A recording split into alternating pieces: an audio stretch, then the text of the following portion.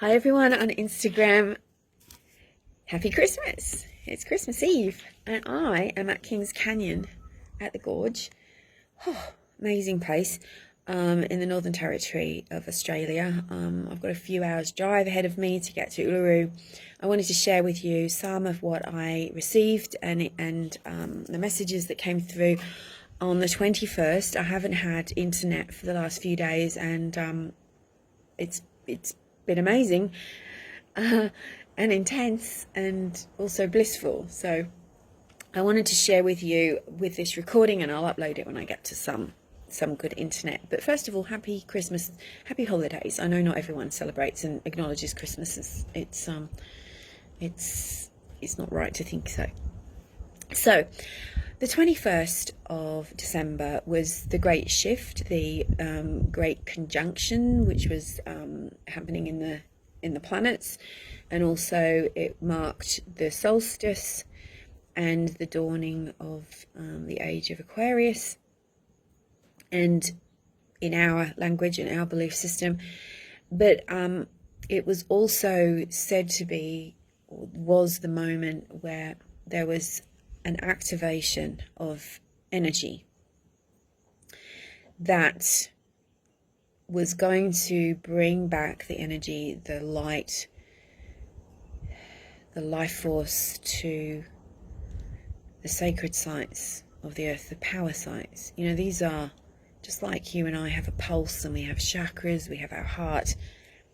They're like the living, breathing organs, I guess, or for want of a better word, of the planet. And if they are depleted of life force, they have no energy and they are suppressed, held back in some way, or even have toxic energy in them, they can't function, which means that what they support cannot thrive and survive. It's a very important moment. Now, Uluru is a sacred site, a power site. It's a huge monolith in this pretty much the centre of Australia. It's amazing. Its energy is incredible. It's just an energy site, and it's the home and the sacred land of the Ananu people, who have lived there for many thousands, tens and tens of thousands of years, who have many much knowledge, wisdom, law around it and the land and their country. And it's not far from here as the crow flies, but so I was here for the 21st, and they would, I'm told, not all of this is my information, some of I've received from other people, were performing a special sacred ceremony. Part of the reason for which I understand to be to reignite the energy of Uluru. Now, a bit of context: last year, in October, Uluru has been a tourist site for many years, and people were allowed to walk on it, much against the will and the laws of the indigenous people and traditional owners. And finally, that was put an end to in October 2019. And the chain was, that people used to get themselves up there was also removed. So I feel like that was significant, the fact that it could even happen. I mean, lots of people didn't agree with it happening. Lots of people wanted to continue climbing it. I never have, never would want to. So that happened a year and a bit ago.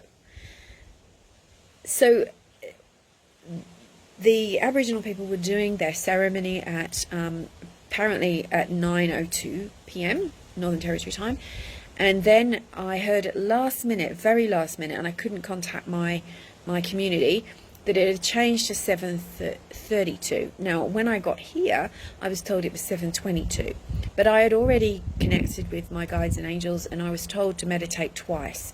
Once at starting around 7:20, all the way through 7:22, 7:32. And then again at 10 to 9, all the way through until however long it took. And that way I could do what I was meant to do, whatever that may be. And also I would be there holding space for my community who I'd agreed to do that for. Now, bear in mind, there's no internet here, there's no phone. There's a very patchy internet where you can go to this one sort of shelter that's on a tourism shelter where you can log in, and occasionally you get through and occasionally you don't. But that's okay. I actually quite enjoyed my time without internet. So as I was leaving the restaurant after I'd had my dinner, I planned to go back to my room to start meditating, and I caught a sight of the canyon, and it was illuminated by the sunset. The sun was setting and it was this bright, rich, luminous orange. So there was no one at the sunset viewing area. It's a big platform that you could see the whole canyon. So I decided to go up there and meditate. When I got there, it was just incredible, and I began straight away with, and my guides told me to meditate with my eyes open to watch the canyon. So I did that, and I could feel the energy straight away. And I rock a lot when I meditate. It's like the energy starts to move through me, the vibrations. That happened straight away. And then some other people came along, an older couple who told me that they had just been at Uluru and they were told it was 7:22. And a younger couple who didn't really say much, but they were just taking lots of photos. And I felt fine with both of those couples' energy. It just felt really right that we were all there together. So I continued meditating, and then the younger guy calls out and says there's a rainbow. Now, part of the prophecy around the 21st is that the rainbow serpent, which is the creator ancestor spirit of many of the Aboriginal people, one of them, would be reaching up out of the land and connecting with the source of light. Now, to see a rainbow out here is pretty amazing anyway, just in the desert.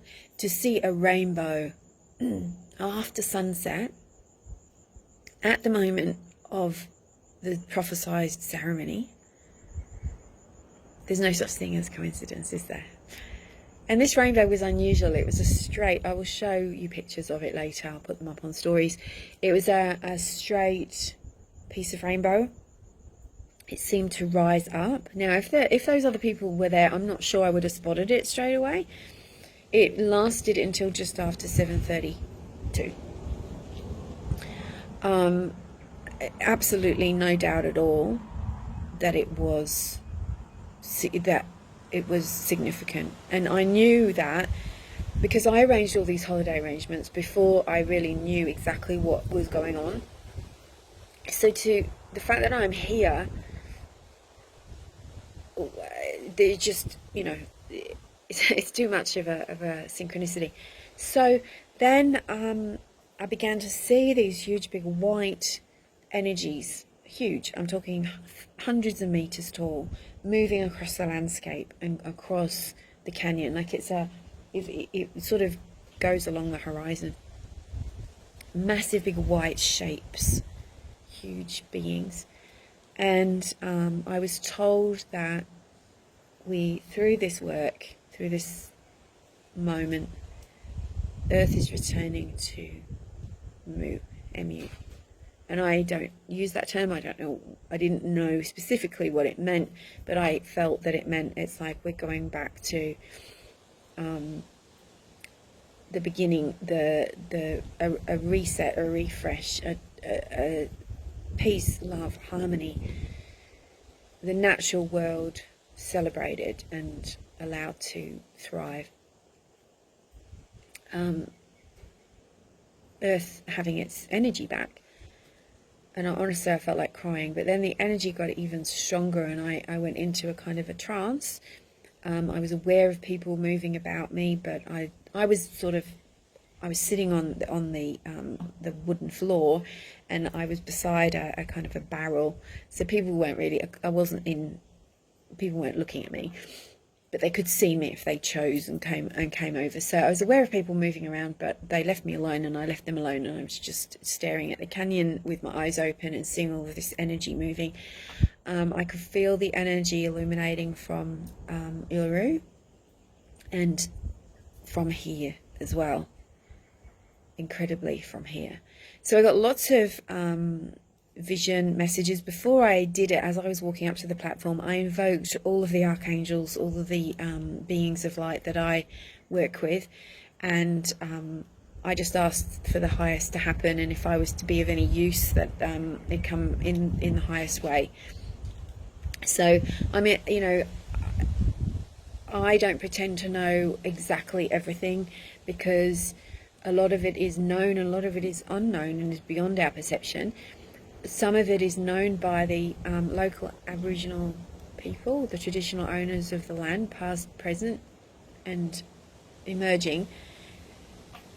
And it's not my place to speak of that. Goodness knows it, you know, Indigenous culture has been appropriated and enough. And I give full respect and honour, and plus I don't want to step on any toes or be in any trouble, because their law is powerful and strong and true.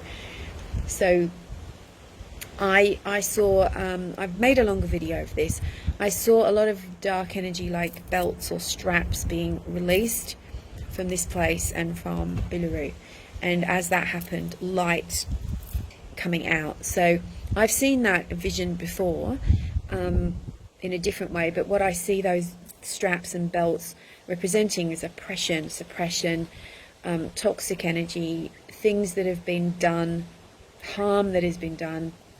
You know, in Australia in particular, when colonisers came and claimed the land for their own without any form of treaty, they also did, you know, atrocities, and many atrocities, too many to go into now. And you know, we can't do anything to other people.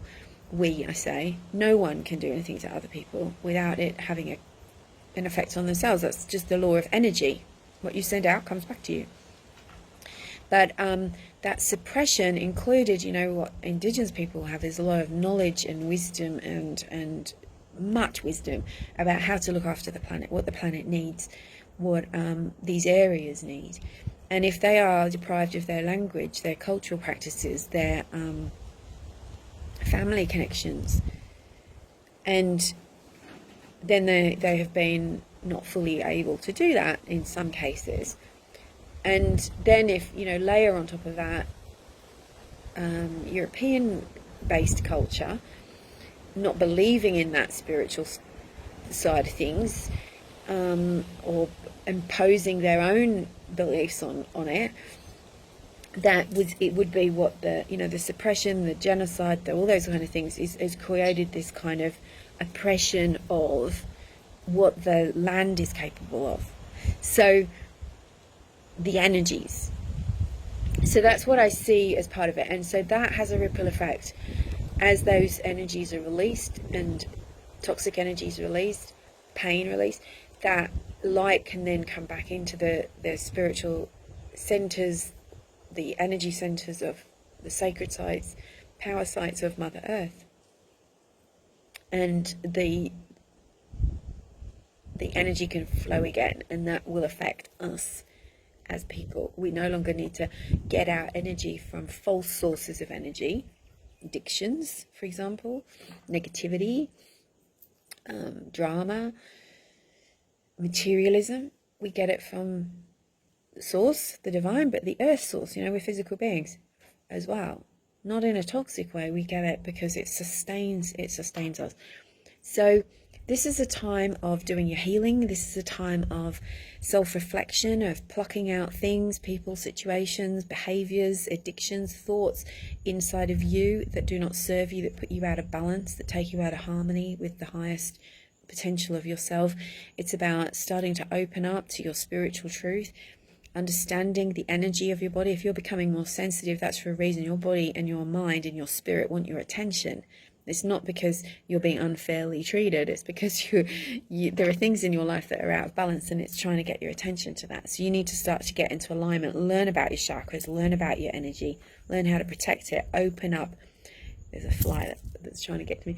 Open up those energy centers, open up your third eye, learn to use your intuition, return to the full human being of light, love, and spirit that you are meant to be, and everything in your life will come into balance then. Everything, love, harmony, abundance, all of it that you need. So those were my experiences. I have more to share. I've made a longer video, but this is just for you on Instagram. Angel blessings, and I'll see you in the new year. Thank you.